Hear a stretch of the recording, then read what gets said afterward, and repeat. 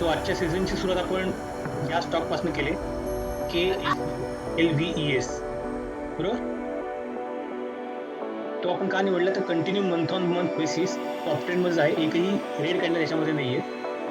मी जर त्याचा weekly chart बघितला तर वीकली चार्ट्स वरती सुद्धा स्ट्रॉंग टॉप 10 मध्ये हा स्टॉक आहे. सो एका लॉंग टर्म होल्डिंगसाठी आपण तो बघू शकतो.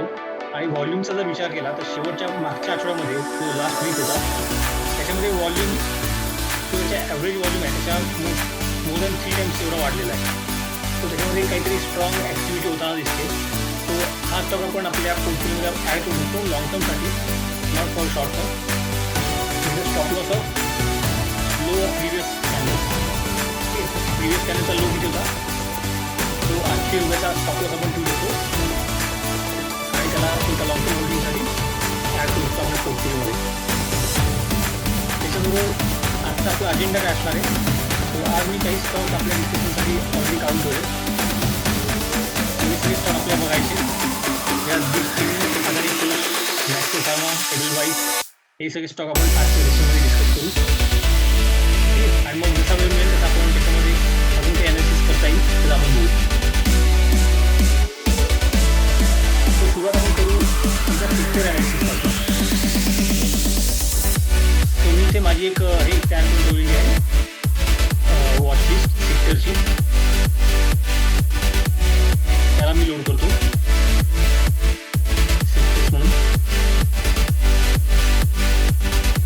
आणि आपण वीकली कॅन्डल आज अनालिसिस करणार आहे कारण आपल्याला एक चांगला चान्स हा मिळालेला आहे, वीकेंड झालेला आहे.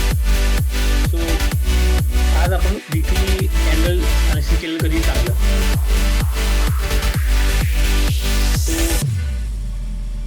सगळ्यात स्ट्रॉंग सेक्टर कुठले ते आपण सध्या शोधून काढू. निफ्टी क्वालिटी सेक्टर चांगलं आहे कारण रिसेंटली एक ब्रेकआउट झालेला आहे आणि व्हॉल्यूम पण स्ट्रॉंग आहे. सो क्वालिटी सेक्टर आपण बघू शकतो. कुठले सेक्टर अवॉइड करता येतील ते आपल्याला बघणं आवश्यक आहे. सो ऑटो सेक्टर एक थोडंसं आपल्याला दिसतंय की शॉर्ट टर्ममधला डाऊन ट्रेंड चालू आहे स्टार्टिंग फ्रॉम फेब्रुवारी. त्याच्यामध्ये एक डाऊन ट्रेंड आहे तरी पण याच्यातल्या सिलेक्टिव्ह कंपनी आपण बघू शकतो कारण ह्या शेवटचे 4 कॅन्डल बघितलं तर ही कन्सॉलिडेशन आहे. तर आपण असं म्हणू शकतो की हा एक लॉंग टर्मचा जो अपट्रेंड आहे इथली ही रिट्रेसमेंट आहे आणि मे बी याच्यावरती येणाऱ्या पुढच्या काही आठवड्यांमध्ये ऑटो सेक्टरला पुन्हा चांगलं परफॉर्मन्स आपल्याला दाखवू शकतो.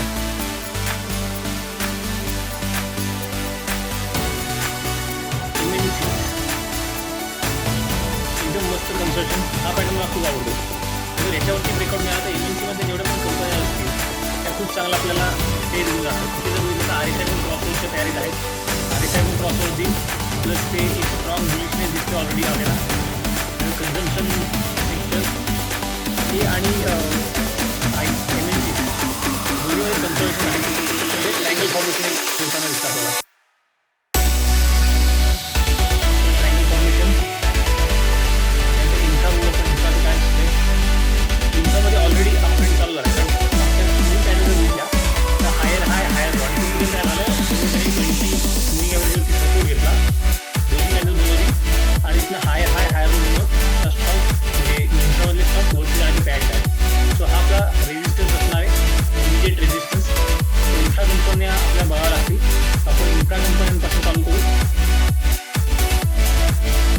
सो इंफ्राचं एक बघतो इंफ्रामध्ये कोणकोणत्या कंपन्या आपल्या येतील. Investor commodity, MNC reality.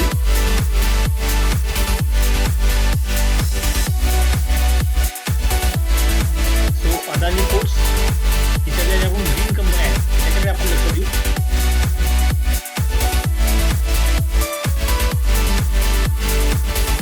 So हा अदानी पोर्टचा वीकली चार्ट आहे. अदानी पोर्टचं बघितलं तिथे एकदम स्ट्रॉंग कन्सल्टेशन होतं. आपले 4 मुव्हिंग ॲव्हरेज 20, 50, 100 आणि 200 सगळ्या मुव्हिंग ॲव्हरेजच्या बरोबर बँडमध्ये या प्राईसचं ट्रेडिंग होत होतं starting from May 20. So May 20 to May 21 नाही म्हणता येणार, November 20. November 20 नंतर अदानी पोर्ट्सने पळायला जे चालू केलं सो 400 वरचा स्टॉक म्हणजे जेव्हा कन्सल्टेशन होतं तेव्हा 375 होता. 375 वरनं स्टॉक आता गेलेला आहे 700 रुपयापर्यंत. सो हा पॅटर्न लक्षात ठेवा. याला एक क्लस्टर म्हणतात, मुव्हिंग ॲव्हरेजचे क्लस्टर इथे तयार झालेले. आणि एकदम फ्लॅट क्लस्टर, एकदम फ्लॅट क्लस्टर आणि विकलीवरच आहे. सो मी जसं मी म्हणतो की विकली एकदम स्ट्रॉंग इंडिकेशन्स असतात. तर विकलीवरती तुम्हाला जर असं मिळत असेल चित्र, तर त्याच्यासारखं अजून चांगली गोष्ट नाहीये. इथे जर बघितलं तर मूव्हिंग एव्हरेजपासून प्राइसेस थोड्या-थोड्या लांब चाललेल्या आहेत. सो अदानी पोर्टमध्ये पुन्हा एकदा बायिंग येण्याचे चान्सेस जास्ती वाटतात. करेक्ट? कारण ह्या ज्या डोजी कॅन्डलमध्ये आल्या होत्या, त्याला बघू शकता की व्हॉल्यूम कमी झाला होता. प्राइसेसने खालती पडताय. 1, 2, 3 कॅन्डल खाली पडतायत आणि तेव्हा व्हॉल्यूम पण खाली जातोय. म्हणजे खालती येण्यामध्ये पीपलला quantities are not interested. So या ग्रीन कॅन्डलला आपण कन्सिडर करू शकतो की येणाऱ्या आठवड्यात पुन्हा एकदा अदानी पोर्ट वरती जाऊ शकतो. सो आपण एक अलर्ट लावून ठेवू शकतो. कारण जर वीकली ब्रेकआउट आपल्याला मिळाला, तर तो ट्रेड एकदम चांगला सेट होतो. सो डेलीचा हाय ब्रेक झाल्यानंतर आपण ट्रेड घेतो. पण जर तो आपल्याला विकलीवरती मिळत असेल, तर जास्ती स्ट्रॉंग ट्रेड मिळायचे चान्सेस असतात. तसं इथे आर-एस-आय जर बघितला, तर आर-एस-आय पण एक डाउन ट्रेंड फॉर्म करतोय. हा जर ब्रेक झाला, तर आपल्याला एक चांगला ट्रेड अदानी पोर्ट्समध्ये नक्की मिळणार आहे. मग त्याच्यानंतर येतो डी-एल-एफ. डी-एल-एफ त्या कंपॅरिझनमध्ये थोडासा वीक स्टॉक आहे. पण तरी पण एक गंमत बघा. त्याने कुठे सपोर्ट घेतलाय बरोबर? बरोबर 50 पिरियड मूव्हिंग एव्हरेज जवळ सपोर्ट घेतलेला आहे. 50 पिरियडवरनं तो बाउन्स देतोय. करेक्ट? आणि इथे पण जर बघितलं, तर मूव्हिंग एव्हरेज पण 50 वरनं सपोर्ट घेऊन स्टॉक आता वरती जाण्याच्या तयारीत आहे. सो हा एक डाउन ट्रेंड होता सिग्निफिकंट. तो ब्रेक होण्याचे चान्सेस जास्त आहे. सो इन्फ्रामधले मोस्टली स्टॉक मला असे दिसतील, की एक स्ट्रॉंग रेड कॅन्डल, मध्ये 2 डोजी कॅन्डल आणि एक ग्रीन कॅन्डल. कारण ही आता इन्फ्राची थीम एक दिसायला लागली. आपण जे काही 2 स्टॉक एनालिसिस केले त्याच्यावरनं. नंतर हिंद पेट्रो, आत्ताच आपण जे क्लस्टर डिस्कस करत होतो, राइट? सो आता शॉर्ट टर्मसाठी तुम्हाला बायिंगसाठी कुठला स्टॉक चांगला आहे? आतापर्यंत आपण जेवढे स्टॉक बघितले त्याच्यात हिंदुस्तान पेट्रोलियम. सध्याची प्राइस आहे 251 आणि इमिजिएट टार्गेट आहे 275. राइट? सो ₹250च्या स्टॉकमध्ये ₹25चं टार्गेट तुम्ही एक्सपेक्ट करू शकता. तो पर्सेंटेज गेन कन्सिडर करा. सो एकदम चांगला स्टॉक आहे. एकदा मंथलीवरती आपण बघू. मंथलीवरती काय सिनारिओ याचा. मंथलीमध्ये ऑलरेडी हायर हाय बनवणं चालू केलेलं आहे. राइट? काल मागची जी कॅन्डल होती ती डोजी होती. आपण डोजीला ट्रेड कसं करतो? या हायच्या वरती बाय, ह्याचा low as a stop loss. So entry आपली ऑलरेडी झालेली आहे. So as per monthly our target should be 302, right? As per weekly म्हणजे आपलं पहिलं टार्गेट जे आहे ते 275 आणि दुसरं टार्गेट आहे ₹300. सो 275 आणि ₹300 हिंदुस्तान पेट्रोलियम आपण बाय करू शकतो. सो हे काही स्टॉक्स होते जे आपण सेक्टरच्या ह्याच्यातनं निवडून काढले. त्याच्यातला हिंदुस्तान पेट्रोलियम आतापर्यंत बघितलेल्या स्टॉकमध्ये सगळ्यात चांगला स्टॉक मला वाटला. त्याच्यानंतर आपण जी मी लिस्ट एक तयार केली त्याच्याप्रमाणे एकदा बघू. सो आपण बघू रँडमली कुठला तरी स्टॉक बघू. समजा शेवटचे 2 स्टॉक आणि सुरुवातीचे 2 स्टॉक बघू. Power grid, BPCL, dish TV आणि अदानी पोर्ट्स.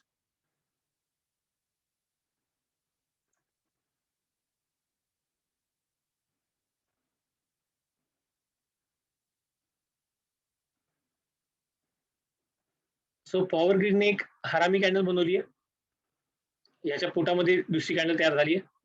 राईट? याला आपण कसं ट्रेड करतो? याच्या हायच्या वरती बाय. एक डाउन ट्रेंड होता. स्पिनिंग टॉप डोजीस तयार झाल्या. त्याच्यानंतर एक स्ट्रॉंग ग्रीन कॅन्डल आली आणि त्या वरती जाण्याच्या तयारीत आहे. पण एक त्याला गंमत बघा, इथे हायर लो बनतोय. 2 कॅन्डल जर बघितले आहोत, तर याचा लो आहे 208, याचा लो आहे 213. राईट? म्हणजे लो वरती गेलाय. पण आर-एस-आय मध्ये ह्याच 2 कॅन्डल बघा, इथे आर-एस-आयची व्हॅल्यू 58 आणि इथे आर-एस-आयची व्हॅल्यू आहे 54. आपण नेहमी म्हणतो की RSI leads price, momentum leads price. So त्या दृष्टीने जर बघायला गेलं, तर मला याच्यात अजून एक छोटीशी रेड कॅन्डल याच्यामध्ये तयार होईल. 20 पिरियड वरती सपोर्ट घेऊन किंवा 50 पिरियड वरती सपोर्ट घेऊन मग हा स्टॉक बाउन्स करू शकेल, असं मला वाटतंय. एकदा आपण मंथलीमध्ये बघू. मंथलीमध्ये एक स्ट्रॉंग हॅमर सारखी कॅन्डल झाली आहे. सो ह्याचा हाय इम्पॉर्टंट आहे. सो पॉवर ग्रीड मध्ये मी इंटरेस्टेड असेल केव्हा, जेव्हा ह्याचा हाय ब्रेक होईल तेव्हा. सो मी ह्याच्यावरती पुन्हा अलर्ट सेट करतोय. हे अलर्ट्स आपल्यासाठी खूप महत्वाचे असतात. जसं मी प्रत्येक मीटिंगमध्ये सांगत असतो, की अलर्ट सेट करायला शिका.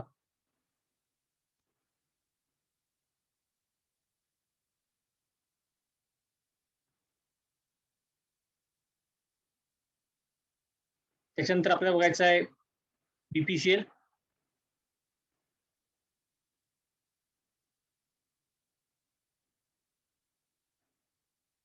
हो. ही किती छान स्ट्रॉंग ग्रीन कॅन्डल राईट? म्हणजे इथे तुम्हाला 100% गॅरंटी की इथे तुम्हाला स्टॉक निगेटिव्ह साईडला जाण्याचे चान्सेस कमी आहेत. कारण कॅन्डल स्ट्रॉंग आहे, पण हे व्हॉल्यूम कमी आहे. कॅन्डल जरी स्ट्रॉंग असली तरी व्हॉल्यूम कमी आहे. व्हॉल्यूम अजून याच्यात पार्टिसिपेट होत नाही. मे बी नेक्स्ट कॅन्डल जेव्हा हे 200 डेजचं मूव्हिंग एव्हरेज ब्रेक करून वरती जाईल किंवा ही जी डाउन ट्रेंड लाईन आहे, ही डाउन ट्रेंड लाईन ब्रेक करून वरती जाईल. म्हणजे अराउंड 480 नंतर बीपीएसएल एक चांगली मूव्ह आपल्याला देऊ शकतो. ठीक आहे. सो ह्या स्टॉककडे 480 साठी लक्ष द्यावा. जसं आपण चार्टवरती हेड अँड शोल्डर बघत असतो, राईट?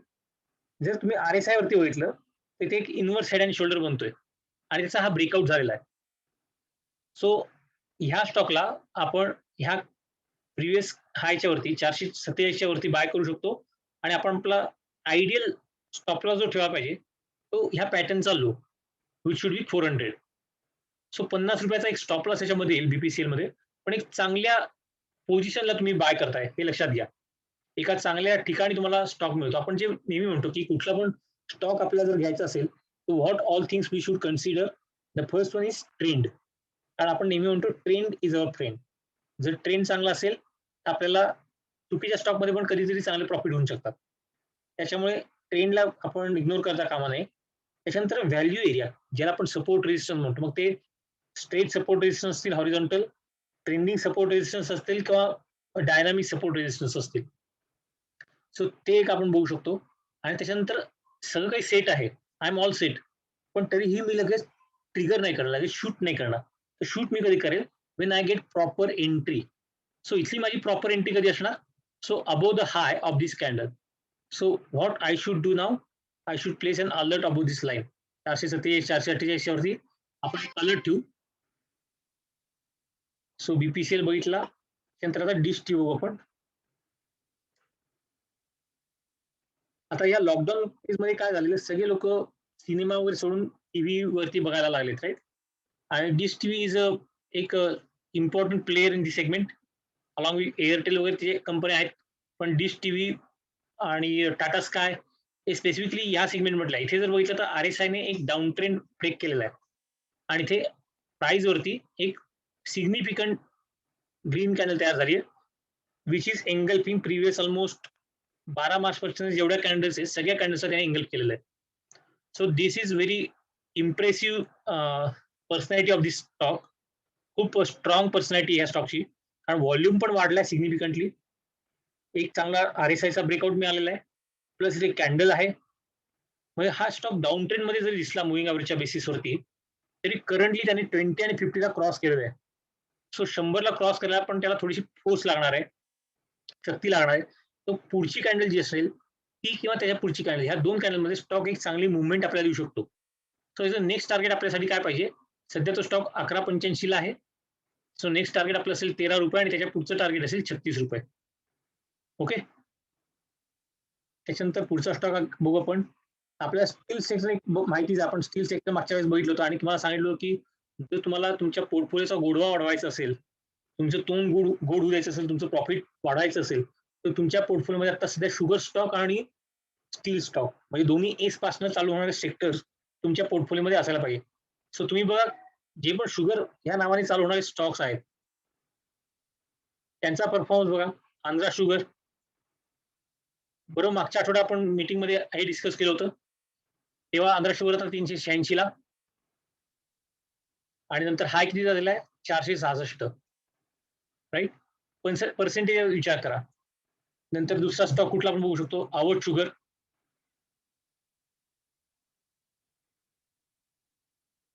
मागच्या वेळेस जेव्हा आपलं डिस्कशन झालं तेव्हाचं क्लोजिंग होतं 282, त्याच्यानंतरचा हाय दिला 345. मगध शुगर आणि काही स्टॉक ओपन पण करून दाखवतो, राईट? की 168 आणि नंतर हाय दिला 194. मग कमीत कमी 20% to 30% रिटर्न ह्या सगळ्या स्टॉकने आपल्याला, since we discuss this stock in our meeting, त्याच्यानंतर आपल्याला मिळालेले आहेत, राईट? त्याच्यानंतर आता ह्या आठवड्यात काय सिनारिओ दिसतोय सगळ्या स्टॉकमध्ये? तर एक तर हॅमर दिसत आहेत किंवा डोजी किंवा स्पिनिंग टॉप दिसत आहे. So this is a precautionary alert की तुम्ही थोडंसं अलर्ट राहा. इथे एक थोडंसं रिव्हर्स स्टॉक येऊ शकतो, रिट्रेसमेंटला येऊ शकतो स्टॉक. त्याच्यानंतर जेव्हा पुन्हा हा हाय ब्रेक होईल त्याच्यानंतर पुन्हा एक तुम्ही री एंट्री त्याच्यामध्ये घेऊ शकता नक्कीच, कारण एवढं जर स्टॉक मागच्या 4-5 महिन्या वीक मध्ये, म्हणजे एका महिन्यात 1 2 3 4 5 1 week and 1 week 1 month and 1 week मध्ये द स्टॉक ₹100 194 म्हणजे ऑलमोस्ट डबल झालाय within a month. Correct. So there is 100% possibility की स्टॉक थोडासा रिट्रेसमेंट साठी खाली येणार. कारण ज्याने पण ₹100 स्टॉक घेतला असेल तो काय विचार करणार, अरे माझी इन्व्हेस्टमेंट जी होती ती डबल झालेली आहे. सो ते प्रॉफिट बुक बुक करण्यासाठी येणार. सो ते जे प्रॉफिट बुकिंग आहे ते इथे स्किनरमध्ये आपल्या स्ट्रॉंगली दिसतंय. सो जर हा हाय ब्रेक झाला आता पुढच्या आठवड्यामध्ये कधी पण, तर मात्र आपण पुन्हा एकदा या मगध शुगर सारख्या स्टॉकमध्ये री एंट्रीसाठी तयार राहायला पाहिजे. आणि म्हणून मग मी काय केलं, एकदा पुन्हा अलर्ट लावला. त्याच्यानंतर आपण बजाज फिन्सर्व बघू, गेल बघू आणि भारती बघू.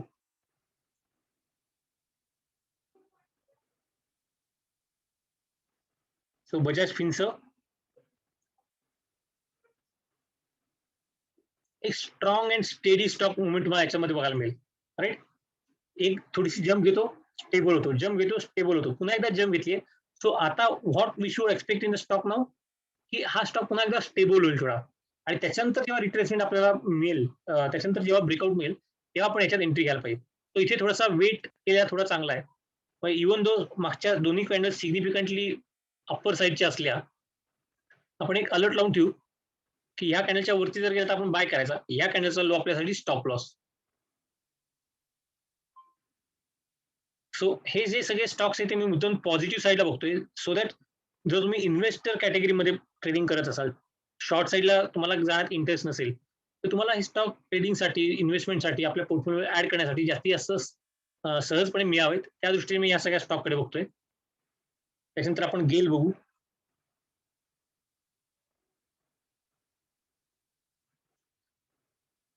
सो ह्या स्टॉकने नुकतीच एक रन चालू केलाय गेलने. करेक्ट. एक फ्लॅट त्याची ट्रेडिंग चालू होती, सगळ्या मुव्हिंग एव्हरेजच्या खालती होता. पण हळूहळू इथे जर बघितलं तर नोव्हेंबर पासून स्टॉकने थोडं थोडं अपसाईडला मुवमेंट द्यायला चालू केली. 20 पिरियडचा मुव्हिंग एव्हरेज ब्रेक केला, 50 पिरियडचा मुव्हिंग एव्हरेज ब्रेक केला, आणि रिसेंटली त्याने एप्रिलमध्ये 100 पिरियडचा मुव्हिंग एव्हरेज सुद्धा क्रॉस केला आहे. तर आता त्याला एक मोठी जम्प घ्यायची आहे, त्यासाठी तो स्टॉक तयार दिसतो घेईल. सो सध्या 150ला असलेला स्टॉक लवकरच आपल्याला 250ला गेलेला दिसणार आहे, and we should be ready for that. Okay. कारण आपण इथे दिसेल, this is the next resistance. त्याच्या आधीमध्ये पुढे त्याला रेजिस्टन्सच नाहीये. सो 296 हे जरी आपलं टार्गेट असलं, 300च्या आसपासचं जरी टार्गेट असलं, त्यामुळे आपलं फर्स्ट टार्गेट कन्सिडर करून 250. अरे, कारण 150 ते 250 इज अ बिग रन. आणि त्याच्यानंतर एक लास्टचा स्टॉक मी माझ्यासाठी घेतो, आणि मग तुमचे जर काही प्रश्न असतील तर ते आपण बघू. एक आयसीआयसीआय बँक बघू. इथे अलर्ट लावायचं आपलं बाकी राहा, आपण अलर्ट लावू याच्यावर. कारण जर अलर्ट मिस झाला तर I am going to miss my trade. कारण ट्रेड मला इंट्राडे मध्ये सुद्धा मिळू शकतो आणि पोझिशनल पण मिळू शकतो. कारण जेव्हा मी पोझिशनल ट्रेड घेतो आहे तेव्हा बेसिकली स्टॉक माझा पहिल्यांदा इंट्राडे मध्ये मुवमेंट देणार आहे, त्याच्यानंतर मला पोझिशनल ट्रेड मिळणार आहे.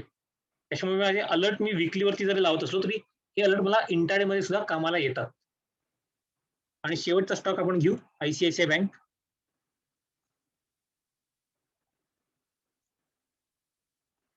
सो इथे बघायला तर एक गॅप अप ओपनिंग झालेलं आहे मागच्या आठवड्यामध्ये, त्याच्यानंतर डोजी, आणि त्याच्यानंतर एक ग्रीन कॅन्डल. ठीक आहे. आणि हे सगळं होतं कुठे, तर exactly above sequence of this moving average 20 50 100 200, या सगळ्या मुव्हिंग एव्हरेजच्या वरती हे सगळं चित्र होतंय. हा जो काही सीन तयार होतोय हा सगळा इथे वरती तयार होतोय. आणि इथे जर बघितलं तर इथे सपोर्ट घेतला गेला, 20 पिरियड मुव्हिंग एव्हरेज वरती सपोर्ट घेऊन स्टॉक वरती जातोय. आणि आता इथे व्हॉल्यूम जरा कमी पडला आयसीआयसी ला. सो आयसीआयसीआय मे बी पुढच्या आठवड्यात ही गॅप फिल करेल पहिल्यांदा. So it should come back to 565 before moving ahead towards this high again. The price is 679. So सध्या 600चा स्टॉक जो आहे तो पुन्हा एकदा 565 पर्यंत येऊ शकतो, ₹50 डाऊन साईडला. आणि त्याच्यानंतर मात्र तो पुन्हा एकदा बाउन्स करेल. मग त्याचं टार्गेट असेल 680, आणि मग तो 680 ब्रेक करून त्याचं नेक्स्ट टार्गेट आपण बघू शकतो,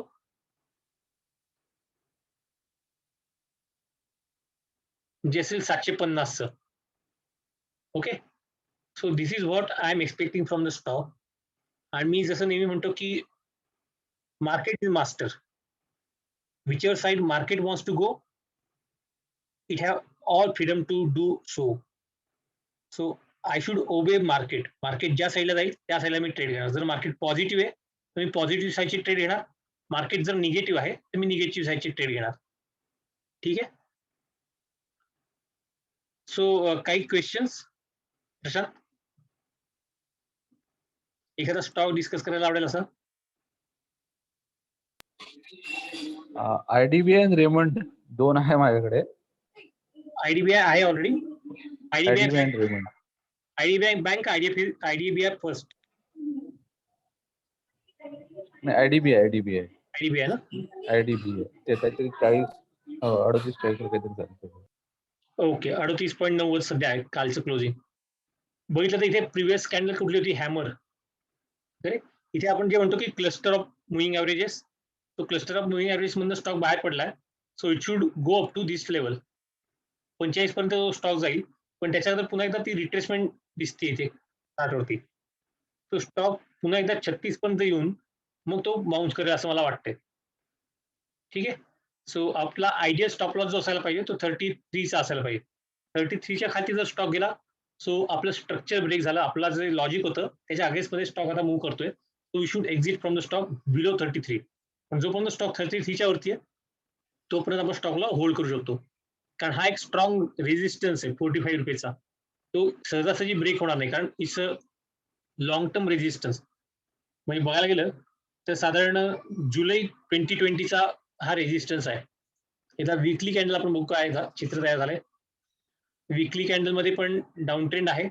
सो ही ट्रेंड लाईन ब्रेक होणं महत्वाचं आहे. आपल्या इथे मी आता ट्रेंड लाईन ड्रॉ करत नाही, पण इथनं जर इमॅजिन केलं इथे एक ट्रेंड लाईन आहे.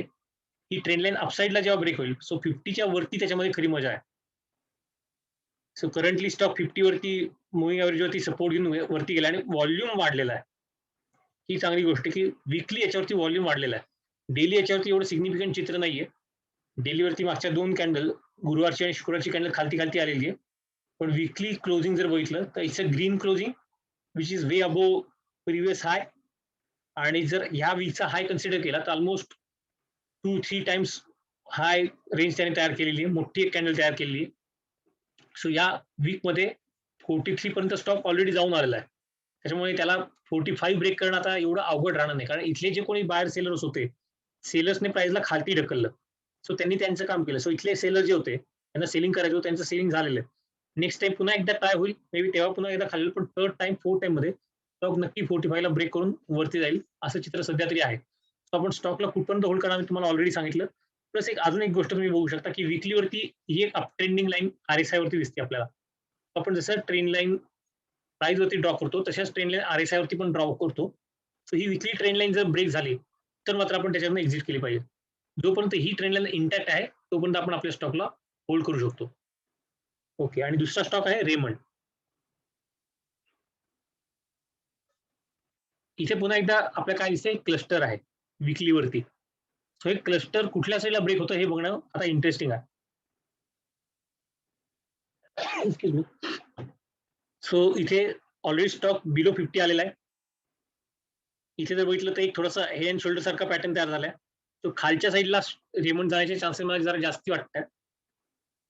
तेव्हा थोडंसं याच्यात कॉशियस राहा. तुम्ही तुमचा स्टॉप लॉस ठेवू शकता 290 रुपीजचा. सो 290च्या खालती हा जर स्टॉक गेला तर त्याच्यातनं एक्झिट करून दुसऱ्या एखाद्या चांगल्या स्टॉक मध्ये एंट्री घ्या. ठीक आहे. पण आयडीबीआयला तुम्ही होल्ड करू शकता.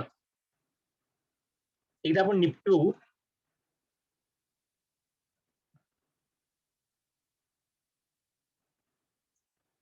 सो निफ्टीमध्ये ह्या मोठ्या 2 कॅन्डल नंतर एकही मोठी कॅन्डल अजून तयार झाली नाही. सो ऑलमोस्ट हे असं चित्र आहे की कन्फ्यूज मार्केट दाखवतंय की मार्केट अजूनही कन्फ्यूज आहे कुठल्या साईडला जायचंय.